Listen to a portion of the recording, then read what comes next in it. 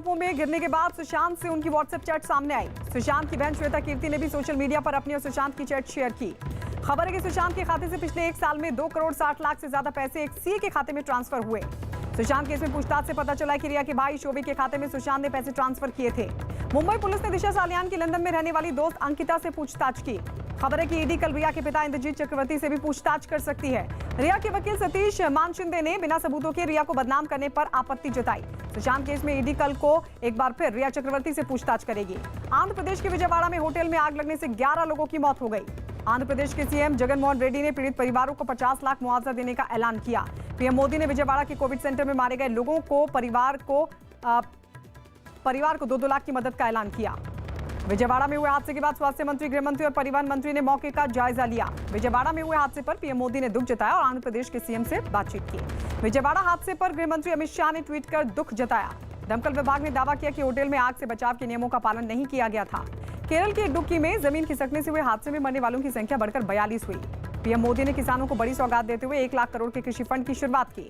राहुल गांधी ने यूथ कांग्रेस के स्थापना दिवस पर बेरोजगारी के खिलाफ रोजगार 2 अभियान की शुरुआत की। शशि थरूर ने कांग्रेस की सलाह दी कि नया अध्यक्ष चुनने की कवायद जल्द शुरू करें। दिग्विजय सिंह ने एक बार फिर रोजगार और कोरोना के मुद्दे पर केंद्र सरकार को घेरा। रक्षा मंत्री ने ऐलान किया कि देश आत्मनिर्भर भारत अभियान के तहत रक्षा से जुड़े 101 उपकरणों का अब आयात नहीं करेगा। डीएमके की सांसद कनिमोई ने सीआईएसएफ के एक अधिकारी पर बदसलूकी का आरोप लगाया। पीएम मोदी ने अंडमान निकोबार के बीजेपी कार्यकर्ताओं से वीडियो कॉन्फ्रेंसिंग से बातचीत की। पीएम मोदी ने अंडमान निकोबार के बीजेपी अध्यक्ष का हालचाल पूछा। अशोक गहलोत ने राज्य में दूसरी पार्टियों के विधायकों को चिट्ठी लिखकर अपनी सरकार बचाने के लिए समर्थन मांगा। अशोक गहलोत ने एक बार फिर बीजेपी पर उनकी सरकार को गिराने की कोशिश का आरोप लगाया। कांग्रेस विधायक वेद प्रकाश सोलंकी ने एक वीडियो जारी करते हुए हर हाल में सचिन पायलट का साथ देने का दावा किया। गुजरात भेजे गए राजस्थान के बीजेपी विधायकों के मंदिर में दर्शन करने की एक तस्वीर आई सामने। सीएम अमरिंदर और कांग्रेस सांसद प्रताप सिंह बाजवा के बीच तकरार बढ़ने के बाद पंजाब सरकार ने बाजवा की सुरक्षा वापस ली। झारखंड के देवघर में सेप्टिक टैंक में उतरे 6 लोगों की मौत हो गई।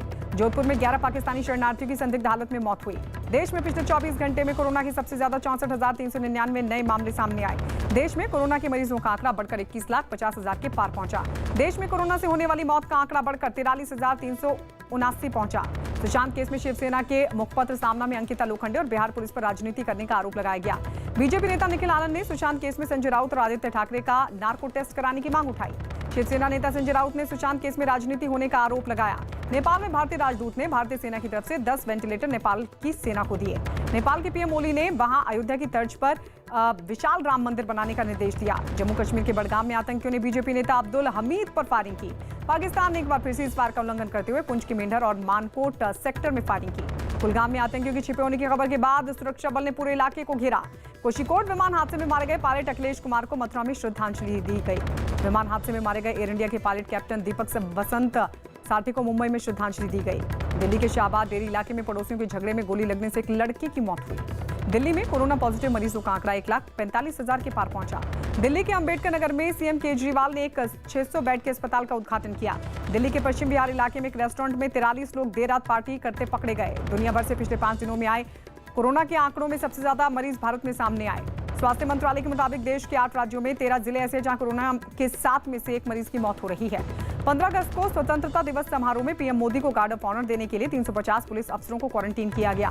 पीएम मोदी ने ट्वीट कर लोगों को बलराम जयंती, हल छठ और दाऊ जन्मोत्सव की बधाई दी। राहुल गांधी ने विश्व आदिवासी दिवस पर शुभकामनाएं दी। छत्तीसगढ़ में विश्व आदिवासी दिवस पर एक कार्यक्रम हुआ जिसमें मुख्यमंत्री भूपेश बघेल शामिल हुए। लखनऊ के मेदांता अस्पताल में भर्ती मुलायम सिंह यादव की सेहत में पहले से सुधार हुआ। राम मंदिर भूमि पूजन के बाद अयोध्या में श्रद्धालुओं की संख्या बढ़ी। मध्य प्रदेश में महंगे डीजल के विरोध में कल से 12 अगस्त तक ट्रक ऑपरेटर हड़ताल पर रहेंगे। यूपी के चंदौली में 1 करोड़ का गांजा पकड़ा गया। लखनऊ में कोरोना पॉजिटिव यूपी के कानून मंत्री ब्रजेश पाठक को सांस लेने में तकलीफ के बाद अस्पताल में भर्ती कराया गया। मौसम विभाग ने अगले 24 घंटों में उत्तराखंड, हरियाणा, चंडीगढ़ और उत्तर प्रदेश में भारी बारिश का अलर्ट जारी किया। बीजेपी विधायक कृष्णानंद राय हत्याकांड के आरोपी हनुमान पांडे को एनकाउंटर में ढेर किया गया। यूपी में एसपी ने 2022 के चुनावी अभियान के लिए 2022 में साइकिल नारा दिया, जिसका पोस्टर भी जारी किया गया। बीएसपी अध्यक्ष मायावती ने 2022 में सरकार बनने पर सभी जातियों के महान संतों के नाम पर अस्पताल बनवाने का वादा किया। जीतू पटवारी के खिलाफ पीएम मोदी की आपत्तिजनक का तस्वीर सोशल मीडिया में पोस्ट करने के आरोप में केस दर्ज किया गया। मोहसिन रजा ने अयोध्या में मिली 5 एकड़ जमीन पर बनने जा रही मस्जिद को बाबर का नाम न दिए जाने की राय दी। दिल्ली के नारायणा में बन रही एक दीवार का विरोध में प्रदर्शन किया गया। अमेठी में गलत नाम और पता लिखवाकर 6 कोरोना पॉजिटिव मरीज गायब हुए, जिनकी तलाश में प्रशासन जुटा। महाराष्ट्र में कोरोना मरीजों की संख्या 5 लाख के पार पहुंची। छत्तीसगढ़ के महासमुंद में एक कार की ट्रक से टक्कर होने पर 4 लोगों की मौत हुई। आरजेडी नेता तेजस्वी यादव ने शिक्षा, स्वास्थ्य, बेरोजगारी, महंगाई, अपराध और कोरोना पर नीतीश सरकार को घेरा। कानपुर में एक शव की शिनाख्त के बाद सरकार ने उसे अपने घर का सदस्य समझकर दफना दिया। बंगाल के बीरभूम में 2 साल के बच्चे के हाथ पैर बांधकर अलमारी में बंद कर देने से उसकी मौत हो गई। गुजरात के मोरबी में हाईवे पर एक कार पर कंटेनर गिरने से 3 लोगों की मौत हो गई। तमिलनाडु में 24 घंटे में करीब 6000 नए कोरोना मरीज सामने आए। जम्मू कश्मीर के गांदरबल में बादल फटने से सड़कों पर कीचड़ जमा हो गई। बंगाल सीमा पर बीएसएफ ने मानव तस्करी गिरोह का पर्दाफाश कर 3 लोगों को किया गिरफ्तार। लेबनान धमाके के बाद वहां के सूचना मंत्री ने अपने पद से इस्तीफा दे दिया। अरब लीग ने हादसे से उबरने के लिए हर हाल में मदद का ऐलान किया। विश्व बैंक ने पाकिस्तान को बड़ा झटका देते हुए भारत से चल रहे जल विवाद में मध्यस्थता करने से इनकार किया। अमेरिका के अटलांटा में स्कूल खुलते ही 11 छात्र कोरोना पॉजिटिव मिले। चीन में ब्लैक डेथ के नाम से पहचाने जाने वाले ब्यूबोनिक प्लेग से एक हफ्ते में 2 लोगों की मौत के बाद हेल्थ वार्निंग जारी की गई। अमेरिका में नवंबर में होने वाली राष्ट्रपति चुनाव में ईमेल के जरिए वोटिंग कराए जाने का ट्रंप ने विरोध किया। सऊदी अरब के खुफिया विभाग के अधिकारी ने प्रिंस मोहम्मद बिन सलमान पर उनकी हत्या की साजिश का आरोप लगाया। श्रीलंका के पूर्व राष्ट्रपति महिंदा राजपक्षे आज चौथी बार पीएम पद की शपथ लेते नजर आए। ब्राजील में कोरोना से मौत का आंकड़ा 1 लाख के पार पहुंचा। सऊदी अरब ने पाकिस्तान को कच्ची तेल उधार देने से मना कर दिया। कारोबारियों की संपत्ति से जुड़ी एक रिपोर्ट के मुताबिक रिलायंस इंडस्ट्रीज के सीएमडी मुकेश अंबानी दुनिया के चौथे सबसे अमीर व्यक्ति बने। बिजली कंपनी एनटीपीसी ने कोरोना के समय सबसे ज्यादा 100 अरब यूनिट बिजली बनाने का रिकॉर्ड कायम किया। केंद्र सरकार के निर्देश के बाद सभी राज्यों में नकली दूध और मक्खन के खिलाफ अभियान शुरू किया गया। ऑनलाइन खाना पहुंचाने वाली कंपनी जोमैटो अब महिला कर्मचारियों को 1 साल में 10 दिन की पीरियड लीव देगी।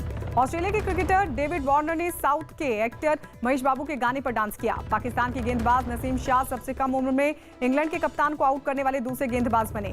मैच फिक्सिंग के आरोप में 2 साल के बैन के बाद बांग्लादेश के क्रिकेटर शाकिब अल हसन अगले महीने से अभ्यास शुरू करेंगे। विराट कोहली ने एक वीडियो शेयर करते हुए फैंस को यह एहसास दिलाया कि आरसीबी उनके लिए कितनी अहम है। आंध्र प्रदेश के विकेटकीपर बल्लेबाज केएस भरत ने 5 अगस्त को अपनी दोस्त अंजलि से शादी कर ली। रामायण में सीता की भूमिका निभा चुकी एक्टर दीपिका चिखलिया फिल्म गालिब में दिखाई देंगी। सोनू सूद ने ट्वीट कर लोगों से बीमार लोगों की मदद करने की अपील की। फेक फॉलोअर्स केस में रैपर बादशाह ने सोशल मीडिया पर लाइक्स और फॉलोअर्स बढ़ाने के लिए 75 लाख रुपए देने की बात कबूल की। बिग बॉस 14 का टीजर जारी कर दिया गया। इस साल बिग बॉस को 2020 के नाम से जाना जाएगा। फिल्म कोई मिल गया के 17 साल पूरे होने के मौके पर ऋतिक रोशन ने फिल्म के किरदार जादू को याद किया।